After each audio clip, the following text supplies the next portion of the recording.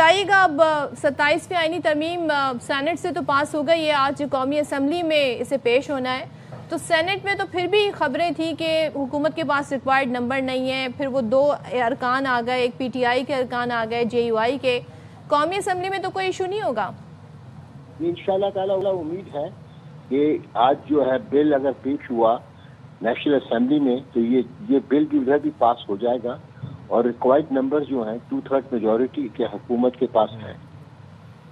اچھا سر، کل ہم نے دیکھا کہ سینٹ اجلاس کے دوران اپوزیشن کی جانب سے خوب شور شرابہ کیا گیا، احتجاج کیا گیا. اب پی ٹی آئی کا موقف یہ ہے کہ سپریم کورٹ کے پر کاٹ دیے گئے یا پھر آئینی عدالت کو سپریم کورٹ سے بڑا رول دے دیا گیا ہے، تو اس موقف کا ان کی یا پھر آپ اس ترمیم کا دفاع کس طرح کریں گے؟ دیکھیے بات یہ ہے کہ جب 26ویں ترمیم ہوئی تو کانسٹیٹیوشنل بینچز بنی تھی، اور کانسٹیٹیوشنل بینچز پر کافی تنقید تھا سپریم کورٹ کے فیڈرل سپریم. اب اس کی وجہ سے چارٹر آف ڈیموکریسی کے اندر بھی جو محترمہ شہید بھٹو صاحبہ نے اور نواز شریف صاحب نے اور باقی تمام جماعتوں نے اس کو انڈورس کیا تھا، انکلوڈنگ پی ٹی آئی، کہ یہ فیڈرل کانسٹیٹیوشن کورٹ ہونا چاہیے. اس چیز کو مد نظر رکھتے ہوئے یہ فیڈرل کانسٹیٹیوشن بنایا گیا ہے، اور اس کے اندر یہ مینڈیٹری رکھا ہوا ہے کہ ایکول ریپرزنٹیشن ہوگی تمام ججز کی، تمام پروونسز سے اور اسلام آباد سے بھی، تاکہ ہر صوبے کا اور اسلام آباد سے ریپرزنٹیشن ہو جائے. اس کے علاوہ جو امپورٹنٹ بات جو رکھی ہوئی ہے کہ ایلیجیبلٹی آف ججز ہے کہ جو کہ بنیں گے کانسٹیٹیوشن بینچ کا حصہ، ان کا کانسٹیٹیوشن کورٹ کا حصہ، ان کو 5 سال کم از کم ہائی کورٹ کا جج ہونا پڑے گا، اور باقی جو سپریم کورٹ کے سٹنگ ججز سے دیا جائے گا ان کی انٹر سے سینیورٹی کو بھی مینٹین کیا جائے گا.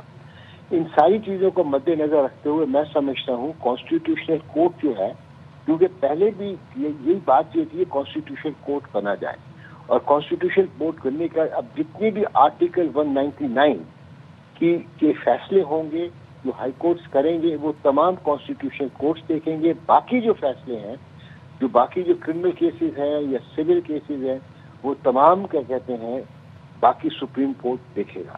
سب سے امپورٹنٹ جو بات کی گئی ہے کہ اب جو فیملی میٹرز ہوتے ہیں، اور جیسے طلاق کا ہوا، مینٹیننس کا ہوا، اس کا جو رینٹ کیسز ہوتے ہیں، کرایہ دار اور مالک مکان کا جو جھگڑا ہوتا ہے، وہ ہم نے اس کے اندر ڈال دیا گیا ہے امینڈمنٹ کے اندر کہ یہ ہائی کورٹ سے تک رہیں گے اور سپریم کورٹ میں نہیں آئیں گے.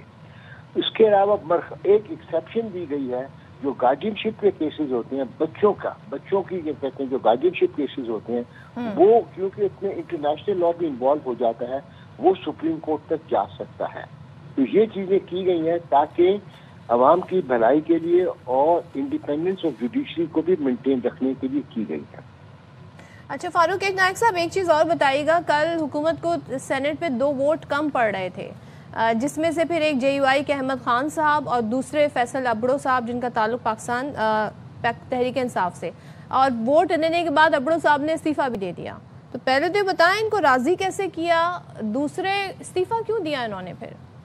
دیکھیے جہاں تک ابڑو صاحب کا تعلق ہے، انہوں نے فلور آف دا ہاؤس میں یہ کہا کہ میں یہ جو ووٹ دے رہا ہوں کہ فیلڈ مارشل عاصم صاحب کی وجہ سے دے رہا ہوں، کیونکہ انہوں نے جنگ جیتی ہے اور کہ انہوں نے بہت اچھا فوج نے کردار بہت اچھا دیا ہے انڈیا کے خلاف، اور اس لیے میں 27ویں ترمیم کو ان کی وجہ سے ووٹ دے رہا ہوں، کسی دباؤ کی وجہ سے انہوں نے ووٹ نہیں دیا. یہ بات انہوں نے بڑی clearly floor of the house پہ کی. باقی رہ گیا انہوں نے استعفیٰ دیا، جو استعفیٰ ہے اس کو ابھی ایکسیپٹ تو نہیں کیا گیا، اس کو ایکسیپٹ کرنے کا ایک طریقہ کار ہوتا ہے. چیئرمین سینٹ صاحب جب ان کی استعفیٰ یا رائٹنگ میں لیں گے یا فلور آف دا ہاؤس کو مانیں گے، یہ چیئرمین صاحب یہ ثوابدید ہے آف دا سینٹ کہ اس استعفے کے ساتھ جو فلور آف دا ہاؤس دیا اس کو کیسے ٹریٹ کریں. اچھا، اور ایک چیز بتائیے گا، قمر زمان کائرہ صاحب کا لیا وائی نیوز کے پروگرام میں اپنی رائے دے رہے تھے، سوال تھا ان سے، تو انہوں نے کہا جی جو شخصی قانون سازی ہوتی ہے، صدر کے حوالے سے سوال پوچھا جا رہا تھا جو انہیں تاحیات استثناء ملا ہے صدر مملکت کو، تو انہوں نے کہا جی میں اس کے حق میں نہیں ہوں. آپ اپنے ساتھی کی اس رائے سے اتفاق کرتے ہیں؟ دیکھیں جہاں تک تاحیات کے کہتے استثناء کا تعلق ہے، امیونٹی کا تعلق ہے، یونائٹڈ اسٹیٹس کے پریزیڈنٹ کو بھی ہے اور اس کے علاوہ بات یہ ہے کہ جو صدر ہوتا ہے وہ ہیڈ آف دا اسٹیٹ ہوتا ہے، ریاست کا صدر ہوتا ہے، وہ حکومت کا حصہ نہیں ہوتا. وہ کوئی ایسا کام نہیں کرتا جس کے پاس پاورز بھی نہیں ہوتی، ایگزیکٹو پاورز بھی نہیں ہے. ایگزیکٹو پاورز جو تمام پرائم منسٹر کی ہوتی ہے. اس عہدے کو عزت دینے کے لیے یہ لائف لانگ امیونٹی استثنا دیا گیا. مگر اگر اس کے اندر ایک قدغن لگائی گئی ہے، وہ یہ ہے کہ اگر صدر پاکستان ان کی جب ٹرم پورا ہو جاتا ہے، ریٹائر ہو جاتے ہیں as a president of Pakistan, اگر وہ الیکشن لڑتے ہیں اور ہولڈر آف پبلک آفس بنتے ہیں تو اس دورانیے کے اندر ان کا یہ استثنا جو ہے سسپینڈ ہو جائے گا. ان کے جو بھی ایکٹس ہوں گے وہ اس استثنا سے بری ذمہ ہوں گے. اور جو پرائم منسٹر نے جی اپنا یہ حق کہتے ہیں جی میں عوام کی عدالت میں جواب دے ہوں، تو ان کو بھی انہوں نے ان کو استثنا کی تھی، لیکن انہوں نے کہا جی میں استثنا نہیں لینا چاہتا. آپ سمجھتے ہیں انہوں نے صحیح فیصلہ کیا ہے؟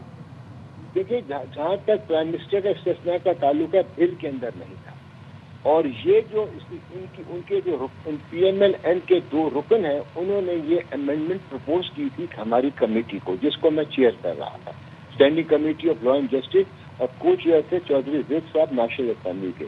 پھر انہوں نے خود ہی اس کو وڈرا کر لیا. مگر میں سمجھتا ہوں کہ جو ایگزیکٹو اتھارٹی استعمال کرتا ہے اس کو استثنا نہیں ہونا چاہیے. اور میں سمجھتا ہوں یہ پرائم منسٹر شہباز شریف نے صحیح فیصلہ کیا ہے، جو کہ قانون، آئین اور عوام کی کیا کہتے ہیں خواہشوں کے مطابق ہے. فاروق صاحب میں آپ کو اور بتاتا چلوں کہ سپریم کورٹ کے پاس پہلے پاور تھی سو موٹو پاور جو ہم کہتے تھے جی، اور سپریم کورٹ اپنی مرضی سے کسی بھی کیس کو اٹھا کے سننا شروع کر دیتی تھی. آپ کو پتا ہوگا بے اندازہ کیسز سنے گئے جس کے اندر سپریم کورٹ نے فیصلے دیے بغیر کہ کوئی درخواست نہیں تھی، کچھ نہیں تھا. اب ہم نے یہ امینڈمنٹ کی ہے کہ یہ سو موٹو پاور جو ہے کانسٹیٹیوشن کورٹ جب بھی ایکسرسائز کرے گا، اگر کوئی شخص پاکستانی شہری درخواست دے گا کہ وائلیشن آف فنڈامنٹل رائٹس ہو رہی ہے، تب جا کے یہ سو موٹو پاور ایکسرسائز کیے جائیں گی، ورنہ یہ پاور ایکسرسائز کرنے کی پاور ختم کر دی گئی ہے. میں سمجھتا ہوں یہ جوڈیشل ریسٹرینٹ ہے اور بہت اچھا ہے. دوسرا، جو انٹرم آرڈرز ہوتے تھے ٹیکس کیسز کے اندر، لوگ اسٹے لے لیتے تھے، وکیل اور جو سائل ہوتا تھا وہ کیس چلتے نہیں تھے، ریونیو جو گورنمنٹ کا جو ریونیو ہے وہ بلاک ہو جاتا تھا. اس کے اندر بھی ہم نے یہ ترمیم کیا ہے ان کے اندر کہ یہ 6 مہینے سے زیادہ جو 6 مہینے سے زیادہ ہم نے آگے دیا ہے. اس کے بعد اگر وہ کیس کا فیصلہ نہیں ہوگا تو یہ آٹومیٹیکلی اسٹے آرڈر ختم ہو جائے گا تاکہ حکومت کا ریونیو پر افیکٹ نہ ہو. اچھا، اور فاروق صاحب کل جب ہم سینٹ کا اجلاس دیکھ رہے تھے، تمام تر کارروائی پروسیجر دیکھ رہے تھے، ایک چیز سمجھ نہیں آئی کہ 27ویں آئینی ترمیم کے حق میں 64 ووٹ آئے، لیکن اس کی مخالفت میں ایک بھی ووٹ نہیں آیا. تو پی ٹی آئی مخالفت بھی تو کر سکتی تھی، مخالفت میں بھی تو ووٹ دے سکتی تھی. سینیٹر فیصل باوڑا اس کے بعد پھر سینٹ اجلاس کے بعد میڈیا سے گفتگو کر رہے تھے، انہوں نے یہ کہا کہ پی ٹی آئی آن بورڈ ہی تھی، بس دکھاوے کے لیے یہ سب کچھ ڈرامے بازی کی جا رہی تھی. تو کیا پی ٹی آئی واقعی آن بورڈ تھی اور یہ سب کچھ دکھاوے کے لیے کیا جا رہا تھا، بائیکاٹ اور شور شرابہ احتجاج؟ یہ اس کے پر میں کوئی کمنٹ نہیں کر سکتا. واڈر صاحب کو علم ہوگا، مجھے اس کے بارے میں کچھ علم نہیں ہے. مگر جب اجلاس شروع ہوا پی ٹی آئی نے پروٹیسٹ کی، بہت زیادہ زور سے پروٹیسٹ کی. مگر جب clause by clause reading start ہو گئی کانسٹیٹیوشنل بل کی، انہوں نے واک آؤٹ کر دیا. میں سمجھتا ہوں ان کو چاہیے تھا کہ یہ میری سوچ ہے کہ ان کو چاہیے تھا کہ ہال میں رہتے اور کیا کہتے ہیں ووٹ خلاف دیتے تاکہ یہ پتہ چلتا کہ اس کی مخالفت بھی کی گئی ہے. اب ریکارڈ پر یہ آ گیا ہے کہ this bill has been passed without any opposition from the P T I اور the opposition members of the senate. Farooq صاحب ایک چیز بتائیے گا، آپ کہہ رہے ہیں کہ جی انہوں نے مخالفت میں ووٹ بھی دے سکتے تھے، لیکن ان کا گلہ یہ ہے کہ جی ہمارے ساتھ شیئر تو کرتے، جس دن ترمیم پاس ہونی ہے اس دن وہ ساری دستاویز دیکھ رہے ہیں، تو ہو سکتا ہے وہ بھی کوئی تجویز لے کر آتے. تو آپ کو لگتا ہے کہ ہونا چاہیے تھا، ایک ڈیو ٹائم بھی دینا چاہیے تھا پھر اپوزیشن کو؟ دیکھیں، جب حکومت بل لے کر آئی، حکومت نے جب یہ بل پیش کیا سینٹ کے اندر، تو اس کے بعد یہ standing committee of law and justice کی پاس چلا گیا. جب standing committee of law and justice چلا گیا، ہم نے 2 दिन اس پر ڈیلیبریشن کی ہیں اور ایک ایک کلاس کو ہم نے کیا دیکھا ہے اور امینڈمنٹ پرپوز کیے کمیٹی کے اندر. ان کو چاہیے تھا کمیٹی کی میٹنگز میں آتے, جیسے جے یو ایف کی شروع میں تو آئے, تھوڑی دیر بیٹھے, مگر پھر وہ اپنی لیڈرشپ کے احکامات کے عمل کرتے ہوئے واک آؤٹ کر گئے. اگر وہ کمیٹی کی میٹنگ میں بیٹھے کہ جو 2 دن صبح سے لے کے شام تک چلتی رہی ہیں کلاس بائی کلاس, اس کے اندر اپنی امینڈمنٹس دیتے تاکہ ریکارڈ پر آتا کہ انہوں نے کوئی امینڈمنٹس پرپوز کی ہے. اگر ان کا یہ کہنا ہے کہ ان کو بل کی کاپی نہیں ملی, نہ بھی ملی ہو تو کسی کو بھی نہیں ملی تھی. حکومت اپنے بل ایسے ہی لاتی ہے لے کر آئی. آپ ارکان کو تو ملی ہوگی نا کمیٹی میں نہ جاتا جب آپ لوگ سی سی کا اجلاس کر رہے تھے, جی تو اس وقت آپ لوگوں کے پاس تھا مسودہ؟ سی ہمارے پاس جو تو بل جو تھا ہمیں شیئر کیا گیا تھا. وہ جو بل تھا جس پر ہم نے آبجیکشنز کی تھی, بے اندازہ کے کہتے ہیں آبجیکشن تھی, اور پھر بل انہوں نے امینڈ کیا. دیکھیے وہ جو بل حتمی بل نہیں تھا, ایک ڈرافٹ پرپوز ڈرافٹ تھا.